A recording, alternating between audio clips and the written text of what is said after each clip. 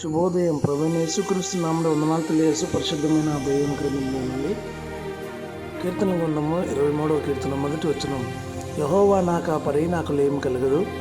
ప్రార్థన చేసుకుందాం. పరిశుద్ధుడా, ప్రేమ కలిగిన తండ్రి, వందనాలు స్తోత్రాలు చెల్లిస్తూ వాక్యం ధ్యానిస్తుండగా మీ మాతో నుంచి నడిపించమని యేసు నామములో ప్రార్థించడి వేడుకొనిచున్నాము తండ్రి.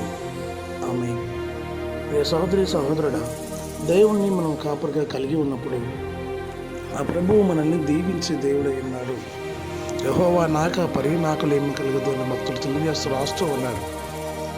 క్రైస్తవ కుటుంబ జీవితాలలో లేమి ఉన్నప్పుడు, కష్టాలు, బాధలు, ఎరుపు ఇబ్బందులు, ఆర్థిక ఇబ్బందులు ఉన్నప్పుడు ప్రభువుని సమీపించి ప్రార్థించగా ప్రార్థన విని ఆయన ఆరోగ్యమును, ఆశీర్వాదమును అనుగ్రహించి ప్రభు అయి ఉన్నాడు.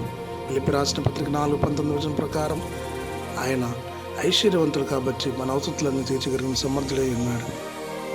మన దైనందిన విశ్వాసం జీవన ప్రయాణంలో దేవుడు ఇచ్చే ఆశీర్వాదం పొందుకుని ప్రభువుని మయపరచినట్లు పరిశుద్ధాత్మ యొక్క దేవుడు సదాకాలం తోడేయండి, దీవించి ఆశీర్వదించిన గాక.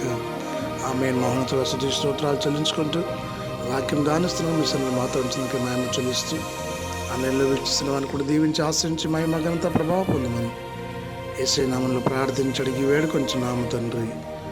ఆమేన్. తండ్రి, కుమార, పరిశుద్ధాత్మ త్రియేక దేవుడు సదాకాలము తోడయండి, దీవించి ఆశీర్వదించిన గాక. ఆమేన్. God bless you all.